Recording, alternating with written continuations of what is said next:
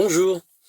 Bon, alors aujourd'hui nous allons commencer un gros chantier, entre guillemets, puisque nous allons monter, alors peut-être pas sur une vidéo entière, parce que ça va faire une vidéo longue, vous allez vous lasser, vous allez partir. Donc sûrement sur plusieurs vidéos, mais bon, je vais installer tout ce que vous avez sous les yeux.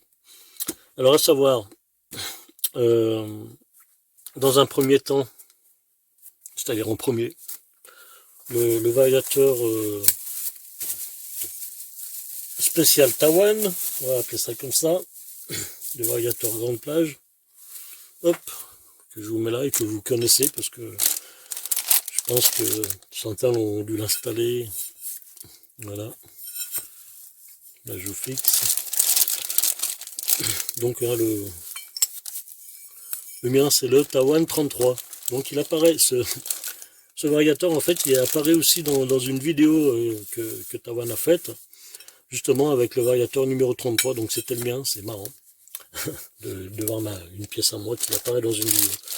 Voilà, donc avec ce variateur on va monter des guides d'origine Honda, forcément, et on va monter des galets carbone. Voyez, je vais mettre ça comme ça, des galets carbone de 17 grammes. Voilà. Donc il y en a 6 galets carbone de 17 grammes. Donc on va monter tout ça pour ce qui est du variateur. Après, à l'arrière, bon, se trouve l'embrayage. Donc on va monter ces mâchoires en cuivre, au nombre de 5. Voilà. Je vous montre la pièce. On voit bien que c'est strié, hein. Ça doit accrocher du tonnerre. Voilà. Donc les 5 mâchoires en cuivre de l'embrayage. En même temps, dans l'embrayage, on va changer le ressort d'origine pour mettre un ressort de poussée Polini. Donc je vous donnerai les références, parce qu'en fait il faut accorder tout ça, c'est-à-dire le variateur avec les mâchoires en cuivre, il faut accorder tout ça, donc forcément il faudra changer votre ressort de poussée, autrement vous allez avoir quelques surprises. Donc voilà, je vous mettrai la référence. Ressort de poussée Polini, et en même temps on va changer les ressorts de rappel des mâchoires. Donc ça c'est du mal aussi. Alors dedans en fait vous avez plusieurs couleurs parce que vous avez plusieurs duretés. Donc à savoir que les rouges c'est les plus durs. Après il y a les bleus qui sont demi-durs et les verts qui sont on va dire souples. Donc bon, j'ai échangé pas mal avec Tawane. Lui au début avait monté les bleus et finalement ça correspond pas trop. Donc là je pense qu'il a mis les verts. Ce serait à confirmer, mais bon, ça je vous le dirai.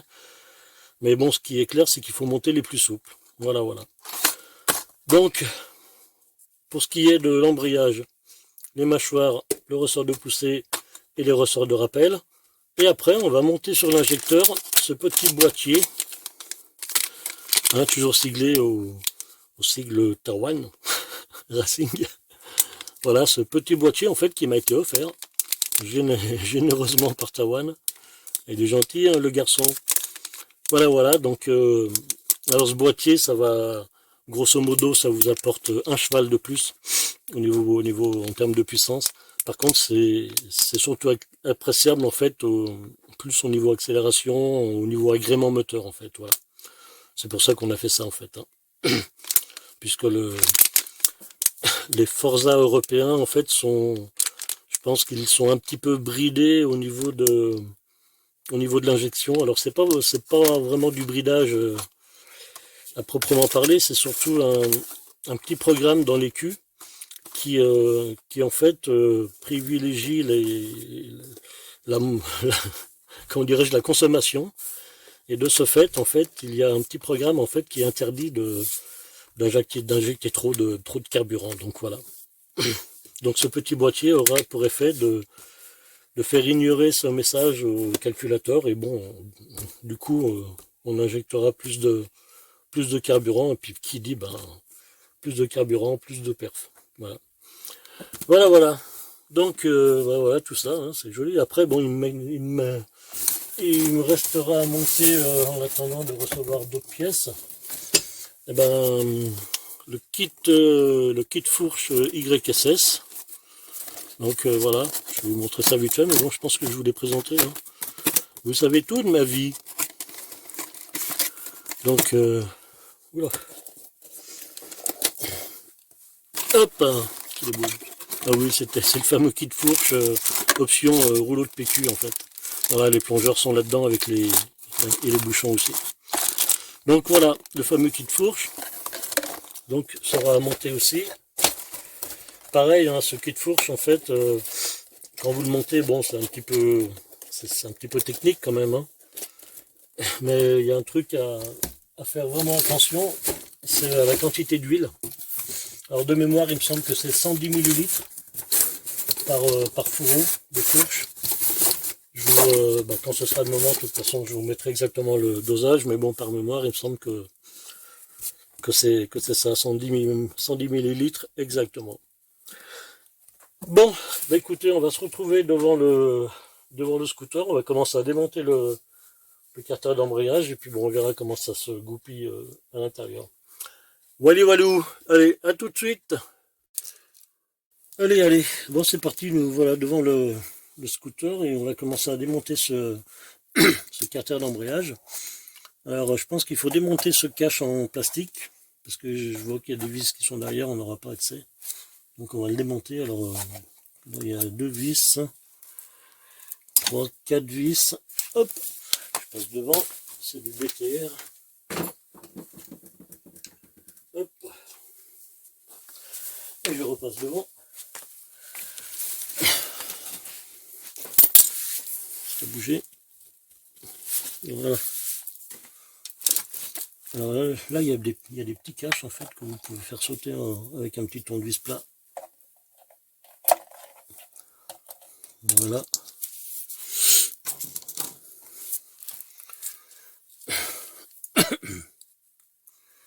Et là, c'est 4 BTR.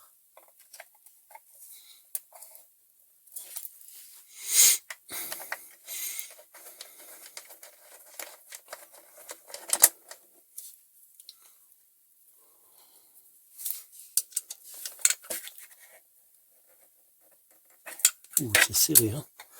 Hop là.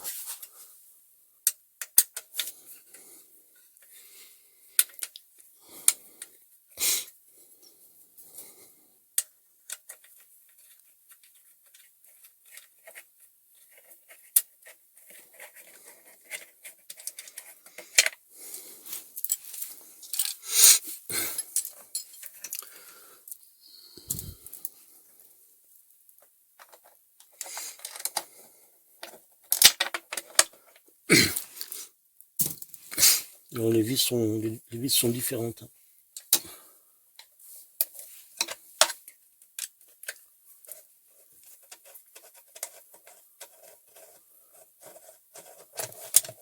Hop. Vous en avez 3 identiques et une avec un épaulement qui va à l'arrière.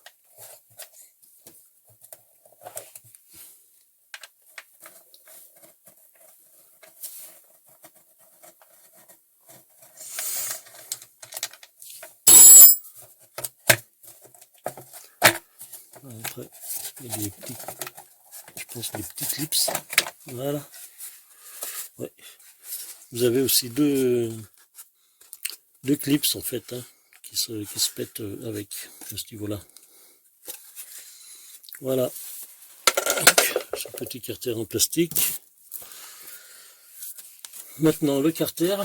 Alors le carter, ça c'est quoi? Ça c'est du 8. Il y a des vis de 8. Et ça c'est apparemment c'est une vis de 10. Allez, en même temps je vous dirai si les vis sont identiques ou pas. Voilà. Allez, on va commencer par ça.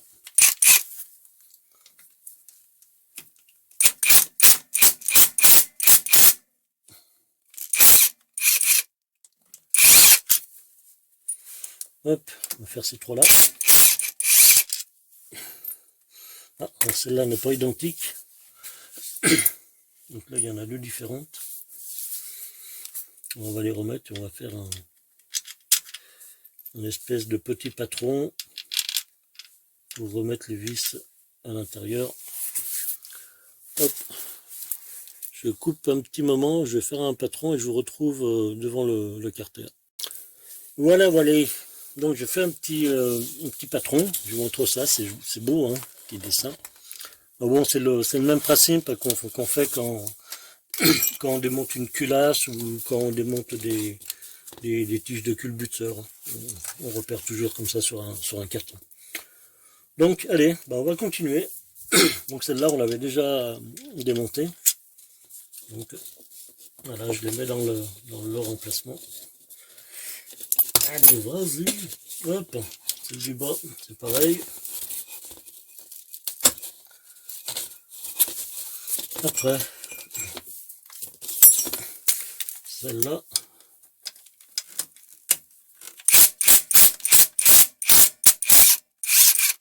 C'est bien serré quand même. Hein.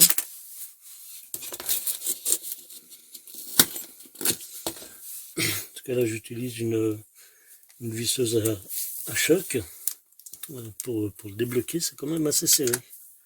Allez, on continue, on enlèvera celle de 10 après.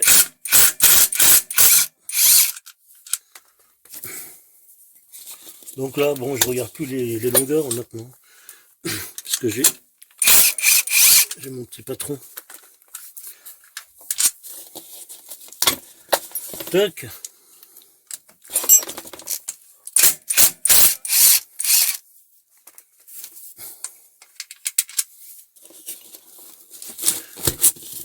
Voilà.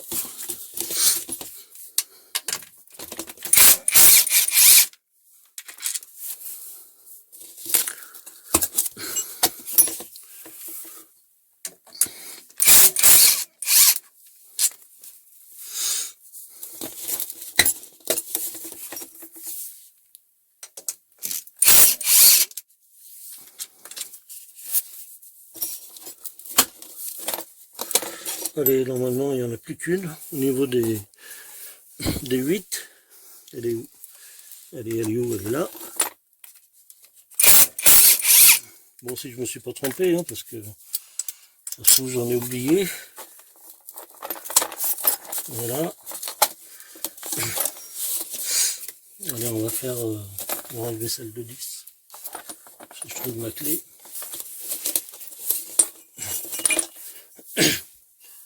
Voilà. Alors, je sais pas si c'est une vis du carter ou si c'est une vis qui tient juste un... Je sais pas si elle solidarise le carter ou si c'est juste une vis qui tient une patte. Je sais pas. Bon. Faut enlever quand même, hein, ça c'est sûr.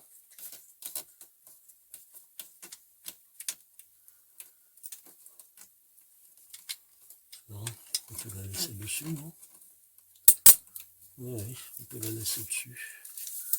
Hop, bon allez, je vais la laisser sur la patte, comme ça. Je pense qu'elle ne va pas nous gêner. Ah, je pense que j'en ai oublié une au centre, là. Ah oui, j'ai l'impression. Allez, on va tracer. Vous voyez comme quoi, hein, on n'est jamais vraiment sûr de rien.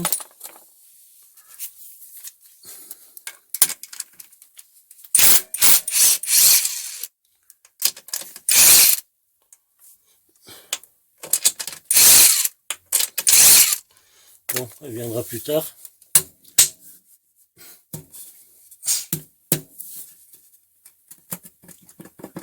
J'ai l'impression que ça se décolle. On va pousser un peu tout ça.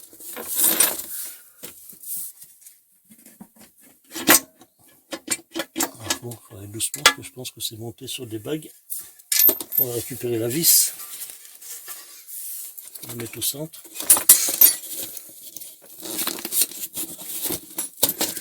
Voilà.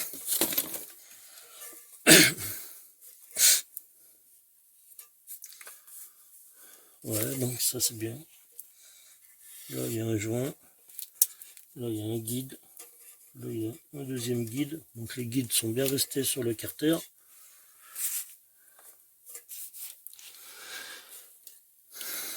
Je pense pas qu'il y en ait plus que ça. Non. Je pense qu'il y en a que deux. Il y a que deux guides. Voilà. Allez, on va poser ça sur l'établi.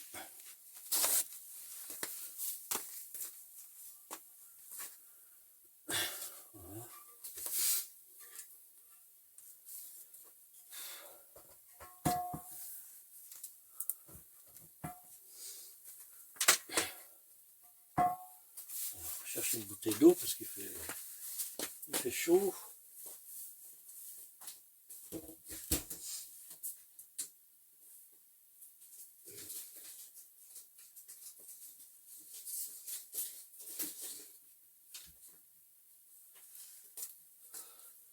Quelle chaleur.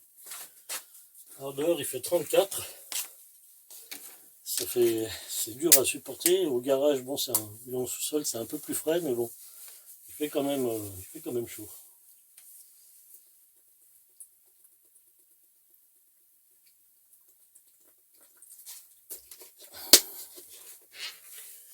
Hop. Allez. J'arrive. Là.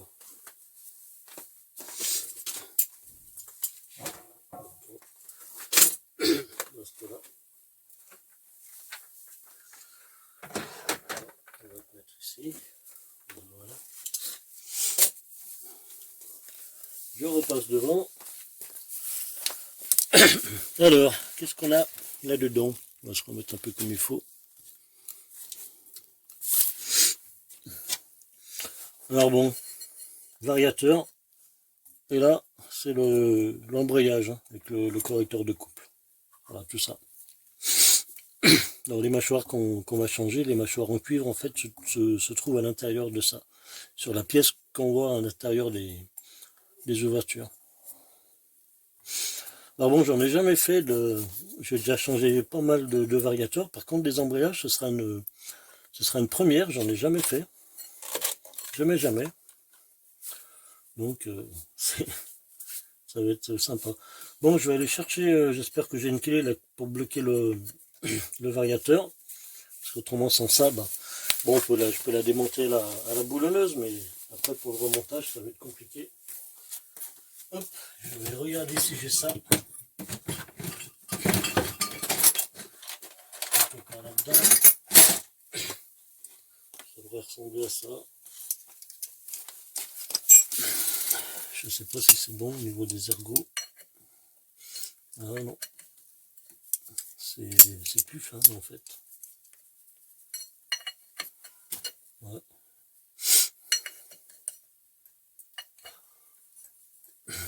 C'est un petit peu emmerdant. C'est pareil sur l'autre.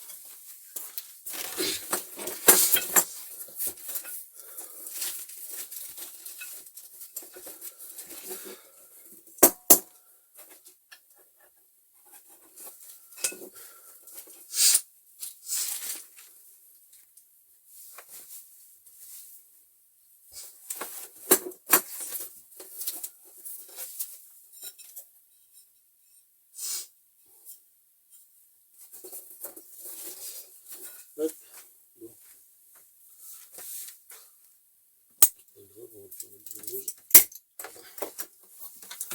Bon, ben la clé ergo que j'ai là pour le blocage du variateur, bon, c'est pas le bon diamètre. Alors ce que je vais faire, bon, pour le démontage, c'est pas méchant, je vais le démonter à la clé à choc. Et pour le remontage, je vais modifier ma clé pour pouvoir l'utiliser pour le blocage du variateur, pour pouvoir remonter le variateur en utilisant une clé dynamométrique. Allez. Non, je sais pas, c'est du combien ça? Voilà, c'est du ça.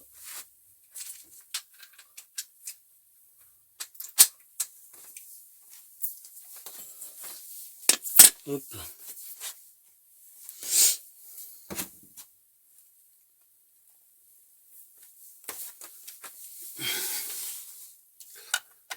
on peut faire ça.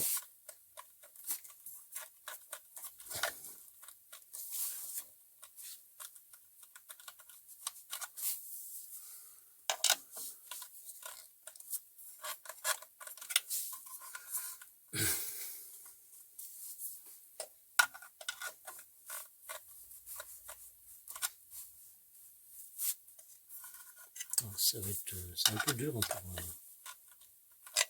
pour reculer l'embrayage. Bon, c'est pas grave, on n'en est pas là. Hop, allez, on va démonter ça déjà. Bon, il y a un petit truc qui me chagrine, c'est que j'aurais voulu détendre un peu l'embrayage, mais apparemment ça a l'air d'être vraiment dur.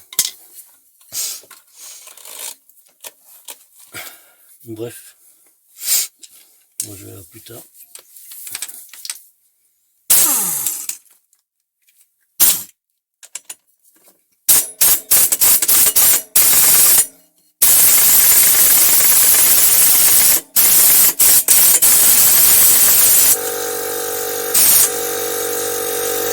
C'est l'effort. On va attendre que le compresseur se remonte en route. On ouvre donc tout ça.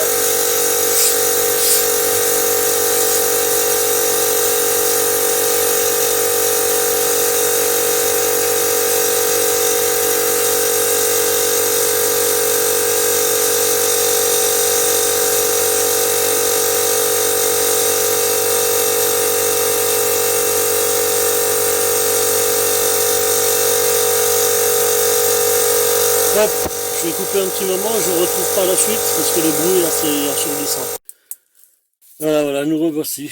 Bon, ça a été un peu la galère parce que à la boulonneuse, j'ai pas réussi à le desserrer, l'écrou là du centre. Donc quoi, il était vraiment serré. Alors, par contre, j'ai réussi à faire une modification pour pouvoir monter ma clé à ergot, là, ma clé à variateur. Alors, si vous achetez une clé comme ça, ce qu'il faut savoir, c'est que les ergots, il faut qu'ils fassent 7 mm. Voilà, si vous êtes au-dessus de 7, comme là c'était le cas en fait, hein, donc ça rentrera pas dedans. Donc minimum en fait c'est du 7. À l'intérieur de la joue fixe, c'est du 7. Donc les ergots de 7. Après vous placez la clé comme ça et vous allez la positionner sur l'écrou d'en haut. Oui, là il y a une écrou en bas. Bah, il y a le même en fait un petit peu plus haut. Et moi je trouve que c'est plus pratique parce que celui-là il a tendance à riper un peu. Donc voilà, je l'ai placé sur celui du haut et là maintenant on va pouvoir dévisser. Alors je vais commencer à le desserrer parce que je vous dis pas comment j'ai forcé. Mais bon, avec ça au moins, ce qui est sûr c'est que j'ai réussi à le desserrer. Alors après je sais pas au niveau des serrages à combien c'est. Je pense que j'irai me renseigner un peu chez Honda pour avoir le couple. J'aime bien remonter les choses au... Voilà. Après vous enlevez la clé, vous voyez c'est tout simple. Ça c'est un truc que j'avais payé 10 €, je sais pas où, là, sur un site à la con, un site chinois. Là. Donc on regarde bien pendant qu'on démonte, hein, qu'on fasse pas tomber une rondelle, on regarde comment c'est pour pouvoir remonter à l'identique. Hop, donc voilà. Là vous avez la vis qui rentre dans le vilebrequin, une grosse rondelle, on va mettre par terre. Délicatement, on enlève la joue fixe. Alors j'ai réussi à détendre l'embrayage, hein, c'est pour ça que vous voyez la courroie comme ça en fait. Donc voilà la joue fixe. Là vous avez une rondelle. Alors je sais pas, il me semble qu'il faut, je sais pas s'il faut la remettre, je pense oui qu'il faut la remettre. Quoi, j'en sais rien, mais bon, j'ai l'impression que oui. Alors voilà. On va décaler un peu la courroie. Et là on va tirer, on met bien sa main au fond hein, pour ramener tout le variateur en même temps. Voilà. On tient le canon. On tient bien derrière. Voilà. Et on sort tout l'ensemble comme ça. On va savoir que cette pièce là, ben, c'est la seule pièce en fait qu'on va réutiliser. Hein. Les guides on va les changer. Mais cette pièce là, c'est la seule qu'on va réutiliser, et aussi le canon, voilà, qui se trouve là. Voilà. À côté de ça, ben, je regarde, en même temps je vous dis, ben, apparemment il n'y a pas de rondelle derrière, comme ça, ben, vous le saurez, vous vous emmerderez pas à chercher s'il y en a une derrière. Il n'y a pas de rondelle derrière, la seule rondelle qu'il y a, c'est celle-là, celle qui se trouve devant la joue fixe, et puis qui vient en fait, qui vient se mettre en fait contre le canon.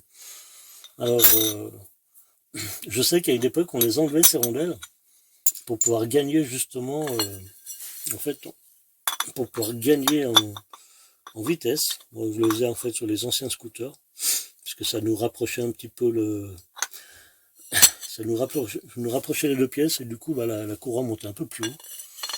Bon là je sais pas si c'est toujours le cas, mais bon on le faisait nous à l'époque sur les boosters, les trucs comme ça. Voilà. Bon ben on va aller, je vais arrêter un peu la vidéo, je vais ranger un peu l'établi parce que j'en ai mis de partout, puis on va se retrouver avec ce variateur devant l'établi pour le comparer un petit peu avec le variateur d'origine.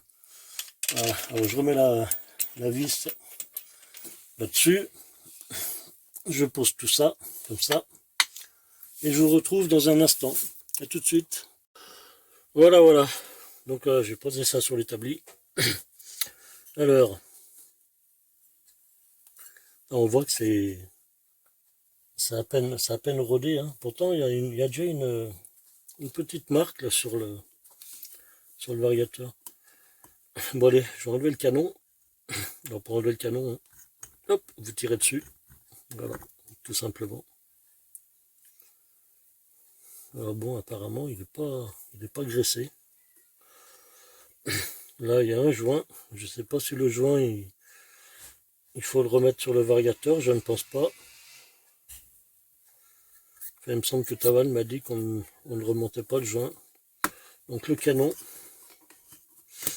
Là, on va démonter le variateur.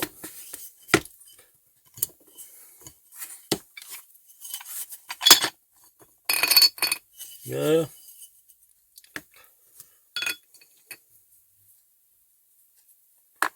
On va nettoyer un petit peu et on va regarder un petit peu l'usure des galets, à savoir que mon scooter a 1100 et quelques kilomètres. Voilà, il y a des boulettes.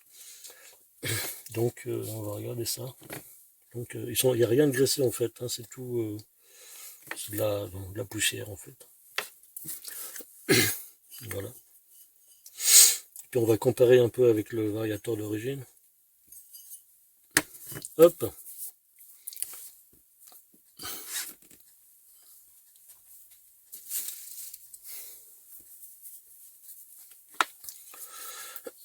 On va essuyer un peu les galets pour voir.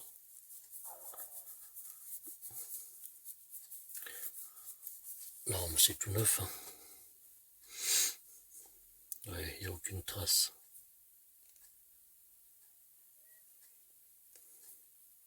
Ouais, il n'y a aucune trace. C'est du tout neuf encore. Alors, ça on va les mettre de côté.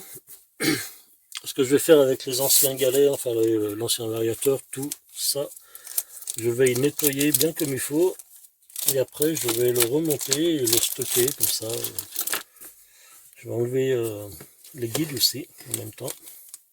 Parce qu'on va en mettre des nouveaux. Je vais mettre tout ça dedans. Ça, je nettoierai tout ça.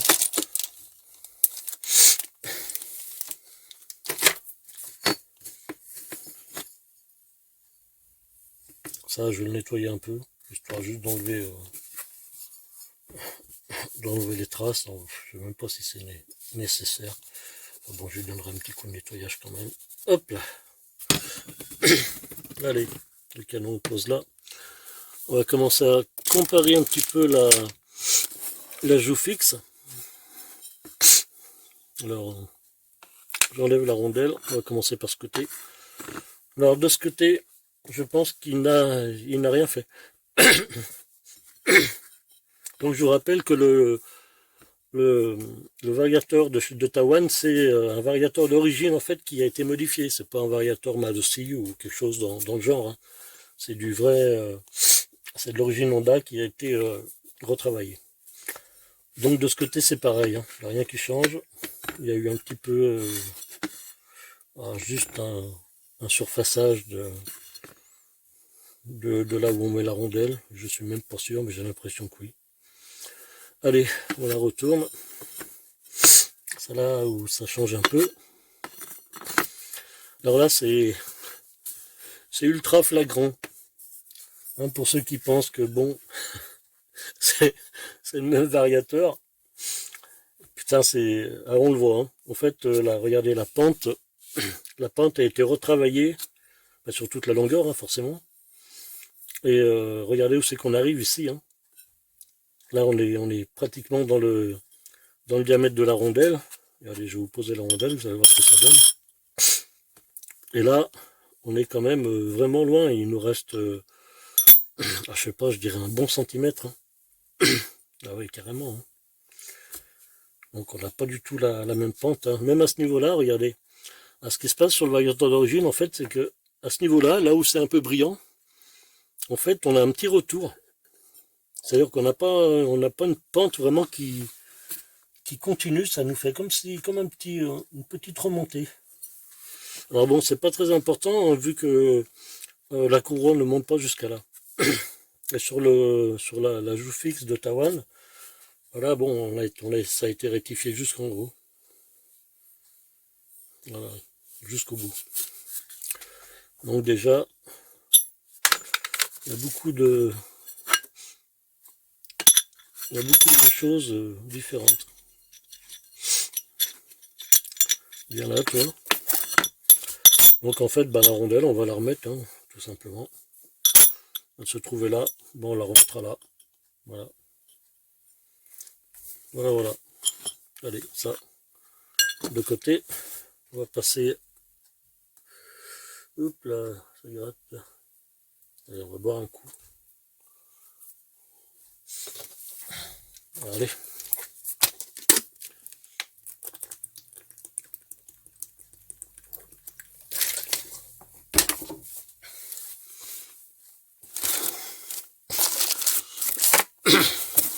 Allez, monsieur le variateur, c'est à vous. Prenez place.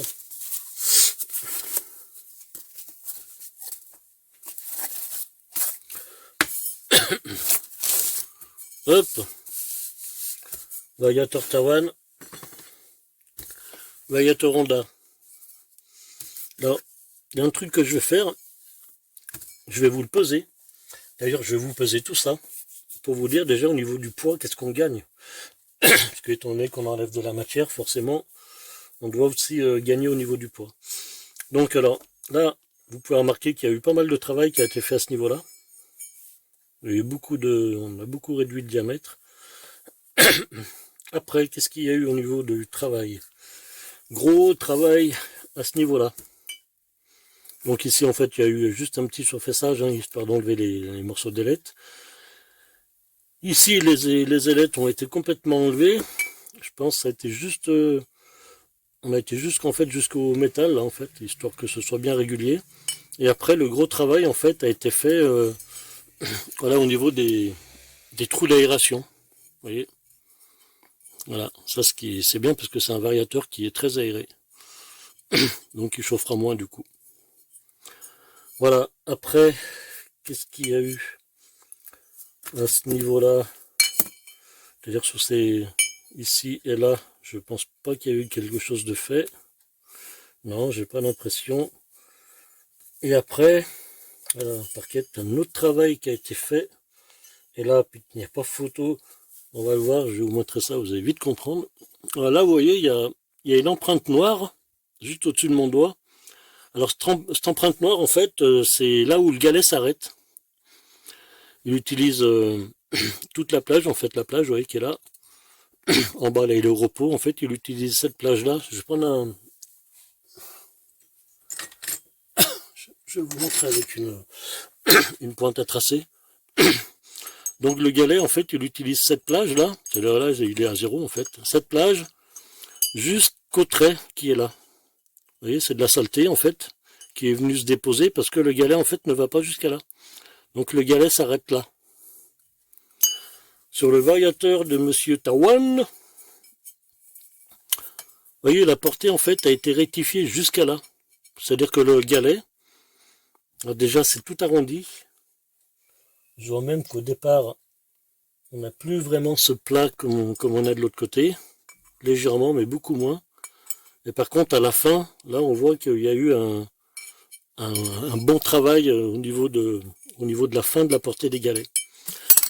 Donc, c'est-à-dire qu'on a des galets, en fait, qui vont aller beaucoup plus loin. Et du coup, en fait, la joue va, le variateur va se déplacer plus loin. Voilà. Donc, la courroie va monter plus haut. Ouais, c'est le truc, hein.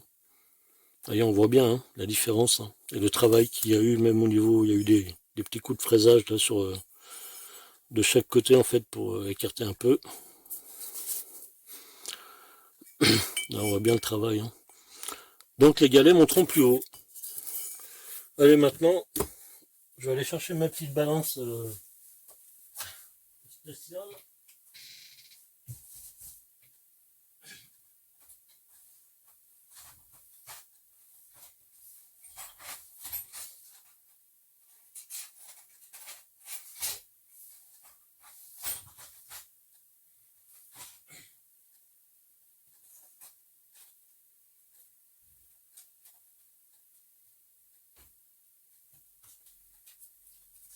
Voilà, voilà.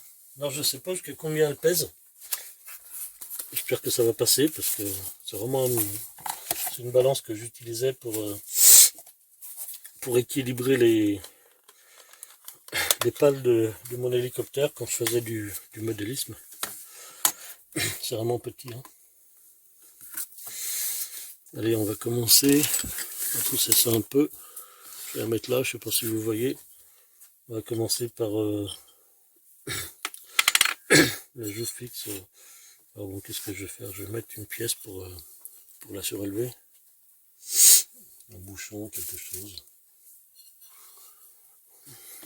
Alors on va mettre ça. On va faire la tare. Voilà, 0 g. Ça va jusqu'à 1 kg en fait. Hein. Donc 0 g. Et là, qu'est-ce que j'ai là? 385,2. On va le refaire. 0. 385,2. Donc ça, c'est celle de Taïwan. On va prendre celle d'origine. Et elle fait 414,9. Alors déjà, bon, je ne vais pas calculer, mais déjà, c'est déjà plus lourd. 414. Allez, on va passer au variateur.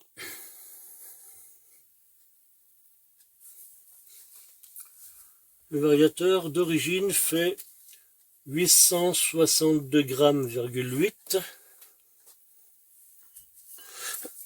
Et le variateur de Taïwan fait 717 grammes,3. Alors il y a vraiment beaucoup, hein. 717 grammes,3. Et lui, on revient sur l'origine, 862,8. Ça fait pas mal, hein. Ça fait plus de 100 grammes en fait d'enlever là-dessus. C'est énorme hein, quand même hein, sur un variateur. Voilà. Et là, pour info, je vais vous donner le poids des galets d'origine. Parce que je sais même pas en fait ce qu'il y avait.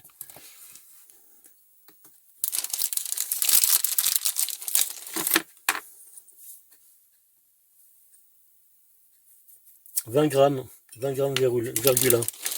Je sais pas si c'est précis. Normalement, ma balance est très précise. 19,9. Ouais. 20,1. 20. 19,9. Et 20. Oui, bon, il n'y a pas grand chose d'écart entre les deux. On n'est pas au dixième de gramme. Voilà. Donc bon, hein, on va dire que c'est d'origine c'est des galets de 20, hein, 20 grammes. Bon, les galets carbone sont donnés pour du 17 grammes. On va les peser quand même. Ah, je suis chiant, moi, j'aime bien faire chier le monde.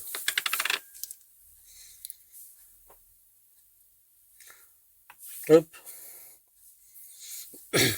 Là, c'est étonnant. Je vais l'arrêter pour voir. Parce que là, pour des galets de 17, ils font 15 en fait. Alors, c'est marqué dessus, hein, c'est comme le port-salut. 15,7. 16,8. 16,8.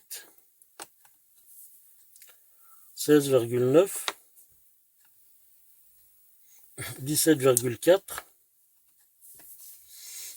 16,9. Il n'y en a aucun qui fait le même poids en fait. Hein. C'est bizarre, hein. Celui-là est très léger hein, par rapport aux autres. Hein. On le sent même un peu dans la main. Je vais les refaire pour les classer. 15,7. C'est bizarre. 15,8. Ouais. 16,8. 16,9. 17,4. 16,9. 16,9. Donc en fait il y en a 4 qui font 16,9. Un qui fait 17,4. Et un qui fait 15,8. Ouais, c'est étonnant. C'est pas, on n'est pas dans la grande précision là. Et quand vous savez, des fois on fait un réglage au gramme près ou à 2 grammes, là 17,4 et puis 15,7, le gramme on l'a. Hein. Bon, allez. Je vais les noter ceux-là parce que je sais pas comment je vais les classer, je vais voir. Je vais peut-être les mettre au milieu de 4. Voilà, voilà. Ok. C'est lequel qui est le plus léger, c'est celui-là. Bon, peu importe, on s'en fout, on va les mettre comme ça. Allez, on va arrêter la balance.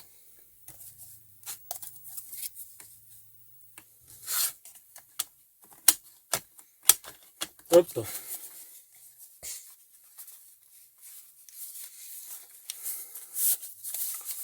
On va ranger ça. Bah écoutez, je vais nettoyer un peu tout ça. Je vais vous le quitter 30 secondes. Je vais nettoyer ça et on se retrouvera pour le remontage et l'assemblage du variateur. À tout de suite. Voilà, donc on va finir de comparer le variateur parce que je pense que j'avais oublié de vous faire l'autre face. Je nettoie un petit peu en même temps, je dégraisse un peu à l'acétone. Donc on va le retourner, le variateur d'origine. Ah, vous voyez, il est quand même bien dégueulasse déjà, au bout de 1000 km, ça commence à être crade. Alors vous allez voir que de l'autre côté ça change pas mal aussi. Voilà. Donc la pente a été modifiée, il n'a pas la même pente. Après, ici où il y a eu, je pense qu'il a creusé, en fait, ça fait une cuvette ici, hein, vous voyez. Et le joint qui est ici, en fait, on ne peut plus, je pense que c'est même plus la peine de le remonter. Parce que je pense qu'il ne rentrerait même pas dans l'emplacement. Mais bon, il me semble que j'en avais parlé à Tawan et il m'avait dit que ce variateur se montait sans le joint. Là, déjà pour l'enlever, c'est Tintin alors. Voilà. Oui, effectivement. Hein. Regardez, si vous achetez ce genre de variateur, ne vous cassez pas la tête à essayer de remettre le joint parce que regardez la portée qu'il faut là pour mettre le joint et sur celui-là, bon, il n'y en avait plus. Hein. Donc vous avez plus de portée, hein, ça a été creusé jusqu'à l'insert en acier. Et on voudrait le remettre qu'on ne pourrait même pas. Ouais, il tient même pas, ça ne sert strictement à rien. On va le remettre dans l'autre. Voilà. Hop. Donc voilà. Donc on a fini pour le variateur. Et voilà, voilà. On a tout comparé, hein, toutes les faces. Et je pense que vous avez été assez informés là-dessus.